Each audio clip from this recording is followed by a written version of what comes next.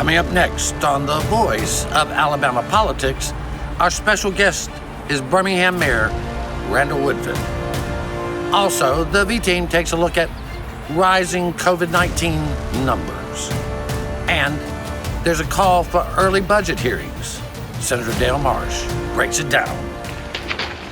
That won't work. No? Why not? Because, you see, you gotta raise the axle above the cannon forcemery when you put it in the celery. You just can't take a finger and lifts up the wheel when the bag comes on and fall with celery. Put a little saplifers in it. Otherwise, what have you got? Well, it always worked before. Makes sense to me. Doesn't it to you? All this and much, much more coming up next on The V.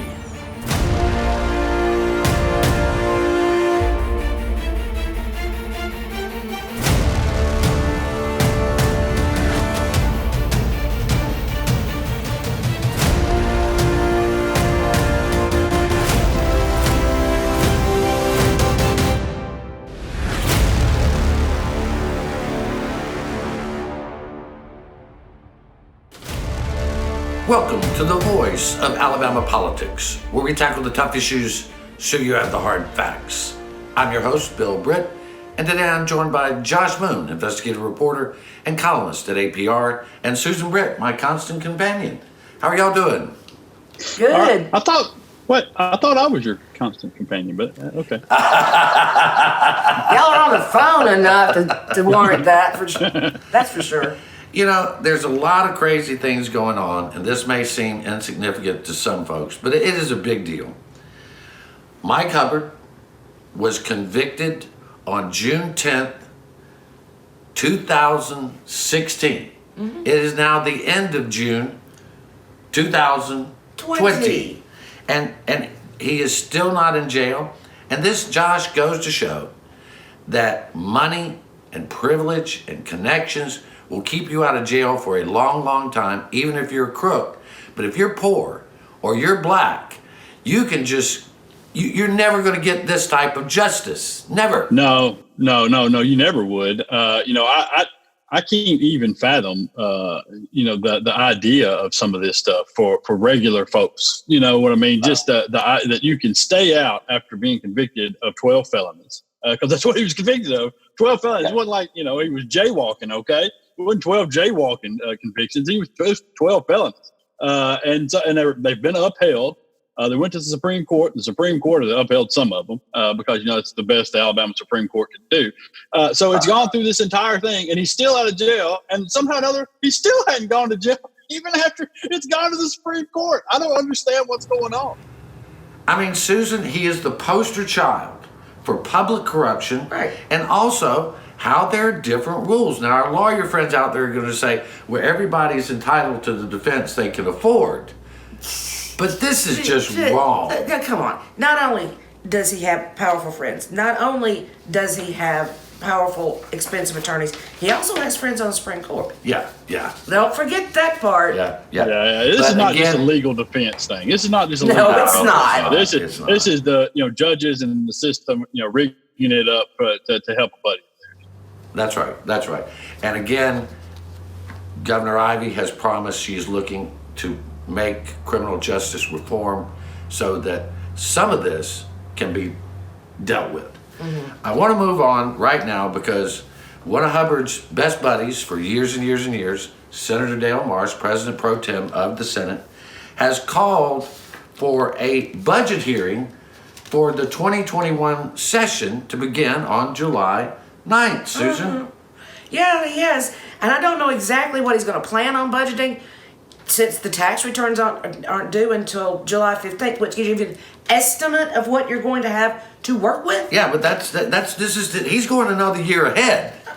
But he said, and what he said was that he wanted to address the prison reforms that are needed, mm-hmm. and he estimated those at some $2 billion. Nobody's ever mentioned $2 billion. Then he says he wants to address the lack of broadband. Well, where is that on the agenda? Yeah, we've got his agenda here, and for the thing, and all this is is he's actually grilling the Ivey administration on the COVID-19 relief funds that are being spent, and then he wants to grill the pardons and parole and the prisons. Josh, this seems like sour grapes of a man who just got lost a battle with the governor. Now he's embarrassed and he wants to go after the governor. Yeah, I would, my advice would be if you get beaten as bad as he did publicly numerous times, maybe it's time to give it up, man. And just take it and go on with the butt whooping that you got. But you're right. There's nothing that they're going to be able to determine out of this because we're not going to have tax returns back in until at least July the 15th, and then probably several weeks after that. So we're not going to know what tax receipts look like and how far down we are with the budget stuff on there. So, it's just a matter of them trying to come in, and they want to make some headlines that they can dish off to their Republican blog and write things about how much money is being spent by the Ivey administration or how much this or how much that. And, I will say, I do like the idea of somebody questioning pardons and paroles about some things. I got to say that. Yeah, but it seems like the only thing they want to question them about is how much money they're spending, not whether they're doing a good job. Yeah, of course, it's not about the things they're doing bad. They want to question about some of the things that they've actually done right. But it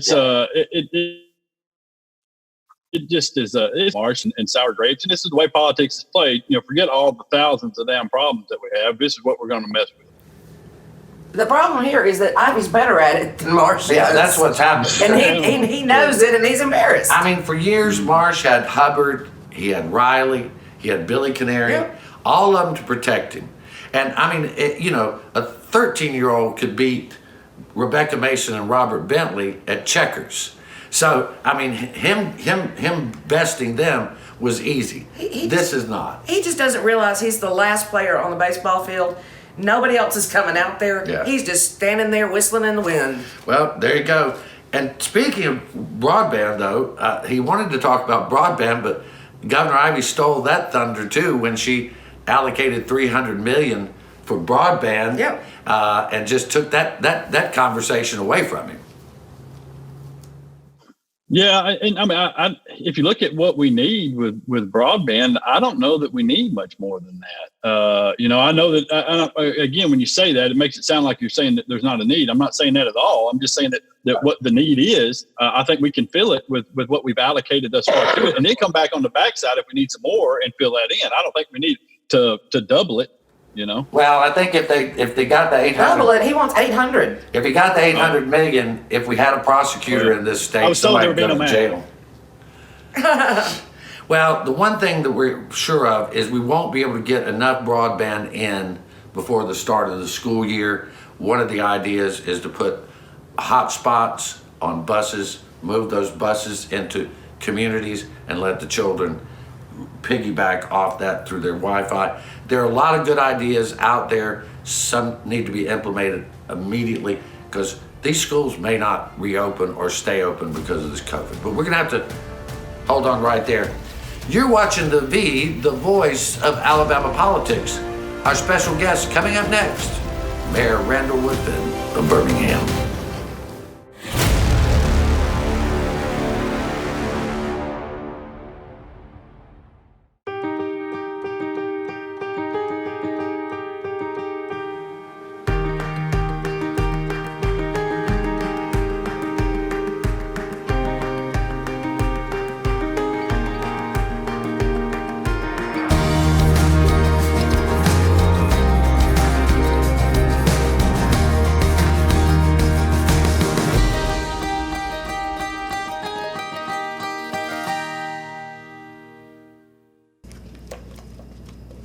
What are you doing today, babe? I thought I'd head down to the lake with the guys, do a little fishing. Of course, none of us will be wearing our seatbelts. I'll lose control of the truck, wrap it around a tree, and kill us all. Okay.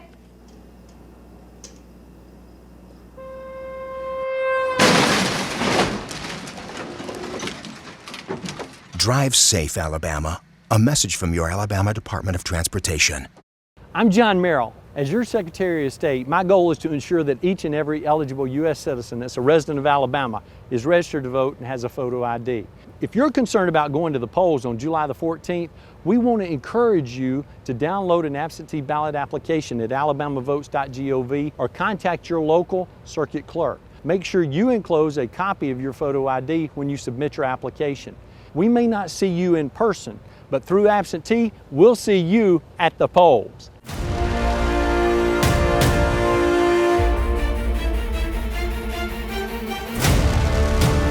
Welcome back to the voice of Alabama politics. Our special guest today is Birmingham Mayor Randall Woodfin.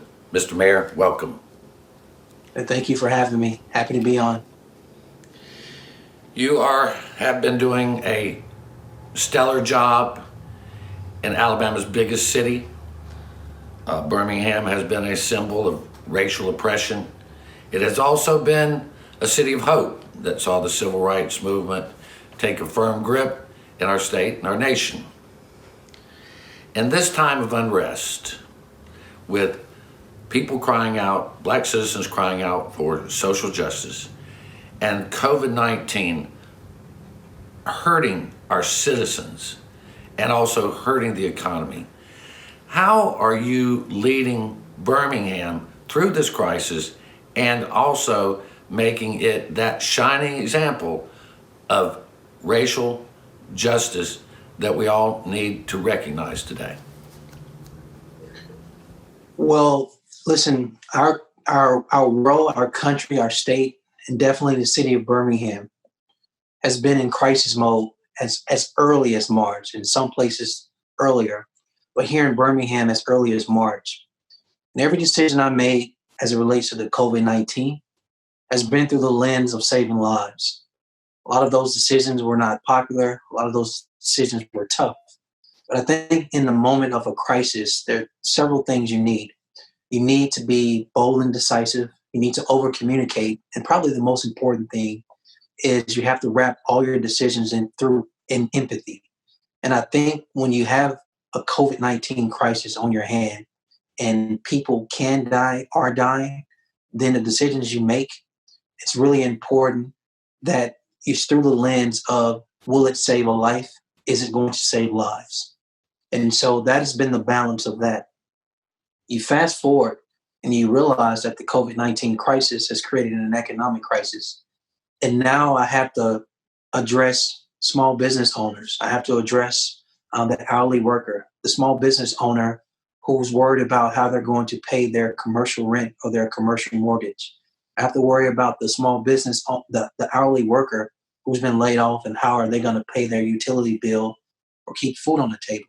Again, that requires looking through the lens now of livelihoods. How do you protect livelihoods? But also every decision you make has to be wrapped through empathy as well. And then you move to the civil unrest where, like you, like many Americans, we watched an unarmed black man have his life snuffed from him by an officer putting the weight of his body through his knee on his neck. And we watched for that 8 minutes and 40 plus seconds. I think the outrage you see now, I think the outcry you see and the hurt and the pain and the frustration and the anger is based on not just George Floyd being killed, not just how he was killed, but it represent a bigger picture of systemic racism in our country that is not isolated only to police brutality and wanting police reform, is wanting to break down all those barriers. And so in my position as mayor, again, the number one thing I need is empathy and understanding what people are crying out for and how to respond to that.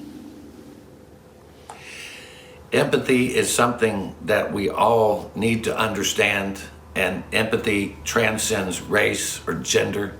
It should be something that we find in our hearts every day. But we find ourselves so divided today, as I would have never imagined. The Confederate monument at Lynn Park was brought down. That has caused a lot of hard feelings on some people's parts. And I have struggled, as many people like me have struggled to try to get people to understand that these Confederate monuments are offensive. They are a declaration of our racist past, but some people still see them as heritage. How do you, as the leader of Birmingham, and really a leader to the state, explain to folks that these monuments are hurtful to folks? It goes back to your empathy thing, but how do you explain that to folks? Well, there are many ways to explain it. The first basic way I like to explain it is set aside the monument first, and then and go into the context of where the monument is located. So the monument is located in a city park. The park is managed by the city. The park is owned by the city. The resources to take care of the park is, again, from the city, 100% of it. Right.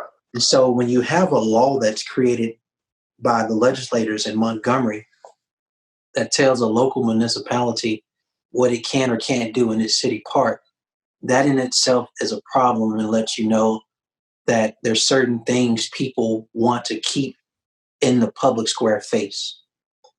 Then you move to the actual statute, and then you realize something, that the Civil War ended in 1865. The city of Birmingham was founded in 1871. And so at a minimum for our city, that's revisionist history. That Birmingham didn't even participate in the Civil War. We were not even founded. And so when you think of it from that lens, people should consider that. Why was this statue put here? And then you realize, you dig deeper, the Daughters of the Confederate had some intentional design that how the Civil War was viewed through the lenses of the next generation and the next generation after that, on and on and on. Part of that was, on the low end, the symbolic gestures of these Confederate monuments in public squares. But the other part made its way all the way to our school systems and education and in our books around what the Civil War stood for. But we need to be very honest with people. That symbolic, tangible gesture of a Confederate monument in the public square represents for Black people being relegated to being property and slaves. There is no way around that.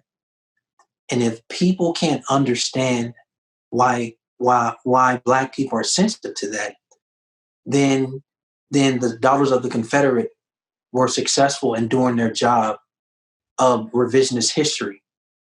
And so that monument on its face is offensive, it's wrong. And I'm not saying it doesn't belong. What I am saying, it doesn't belong in the public square in the city park. What I am saying, it's offensive to a Black resident in the city, and it happens to be in 2020, a city that's 74% Black. And so the Confederacy, its history, does it have a place in American history? Yes. How it's on display in public square and what it represents? Absolutely not. Mayor, we're going to have to get out of here and move on, but we want to welcome you back anytime. We appreciate your leadership, and we're wishing the very best for all the citizens of Birmingham. Thank you again for joining us. Thank you, Mayor. Thank you all. Be safe. You're watching The V, the voice of Alabama politics. Our special guest has been Mayor Randall Woodfin, Birmingham, Alabama. We'll be right back.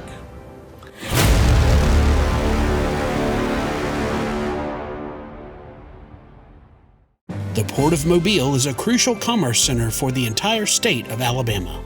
Activities with our shippers generated over $490 million in tax revenue for the state. We've generated 135,000 jobs by having a competitive seaport within cost-effective reach. Thanks to the state's leadership, Alabama's only seaport is being modernized to ensure that we are continually competing on a global scale. For more information, contact the Alabama State Port Authority at asdd.com.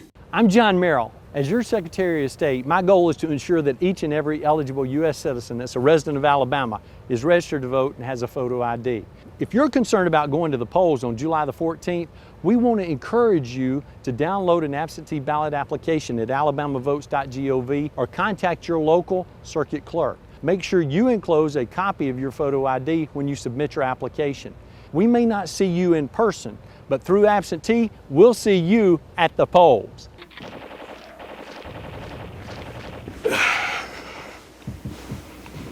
Hey man, what are you doing today? Playing the game. Thought I'd go out for a drive later maybe. Text some friends while I'm doing it. Scroll through social media. Kill a family 4 and a head on collision. Cool, man. Drive safe, Alabama. A message from your Alabama Department of Transportation.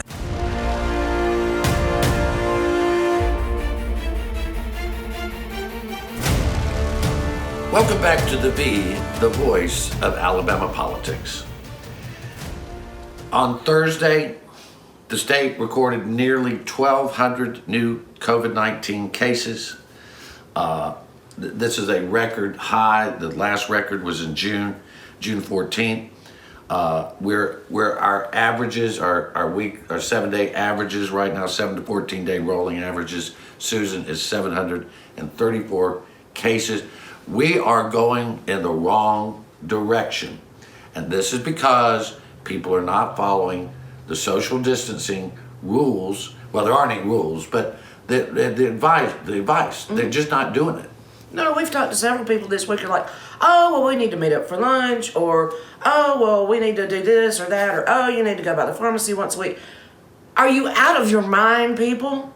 The numbers are still going up. Nobody's wearing masks out there. There was a report of a friend of mine with a guy breathing down her neck, literally in Walmart the other day, with symptoms. But big box store. Jesus. It's not normal, people. It's not over. It's getting worse.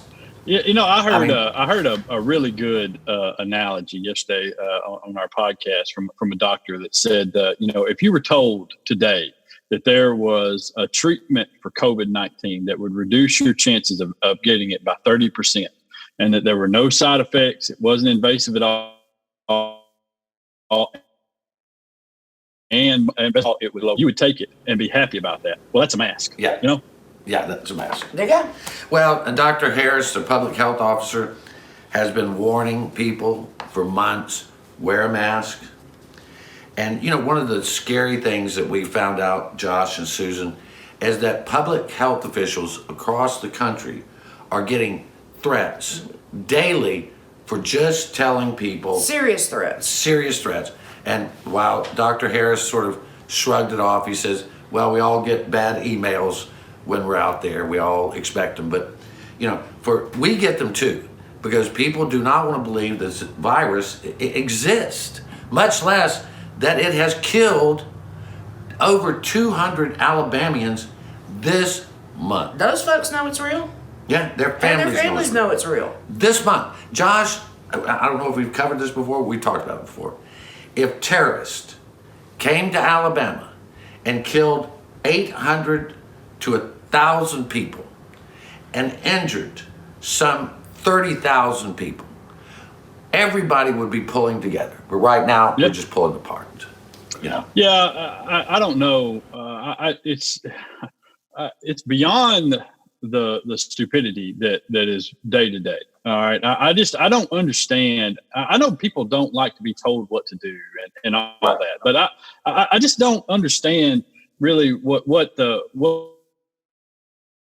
objection is to putting on a mask for a little while when you clearly see that there's a problem. And what kills me are these people who will say, well, I know it. No, I'm not wearing a mask. Everything's fine. It's nothing more than the flu. But, look around, man. What are you talking about? And what do we have to gain politically on the other side, unquote, from getting you to wear a mask and stop being a fool and not dying? That's all we're asking you to do is not get sick and die. Folks, it's bad enough that New Jersey and New York will not allow Alabama within their state borders. Any Alabamian cannot go to New York or New Jersey. We got to get quarantined. We got to get quarantined for 14 days. That's, at least somebody's thinking. That's pretty bad. But I mean, the thing is, we've divided along the lines of it's politically incorrect to wear a mask, or it's politically correct to wear a mask. If you wear a mask, you must be a liberal. If you don't wear a mask, you're a conservative. What is it when you're dead? What do they call you when you don't wear a mask and you're dead? I think they call you dead. Dead, just dead. 200 Alabamians. Yeah, but you know, wearing a mask is not a litmus test for liberalism. What it is an IQ test. Okay, that's what it is. I mean, really, it is. Just wear one when you go. You can still go to places. You can go out, go to places. It's fine. Everybody's fine. I don't understand. Well, I had a conversation, a brief conversation with some of the folks over at the governor's office this week, and there's been people out there saying, well, the Ivey administration should go ahead and mandate that everyone wear a mask. And if you start thinking about it, and that's been presented to the governor's office, it's been talked about. But if you think about how hostile people are towards wearing masks, following the rules, I think it would be dangerous for her to mandate that people wear masks, because we've seen shootings at Walmarts, we've seen fights break out over masks.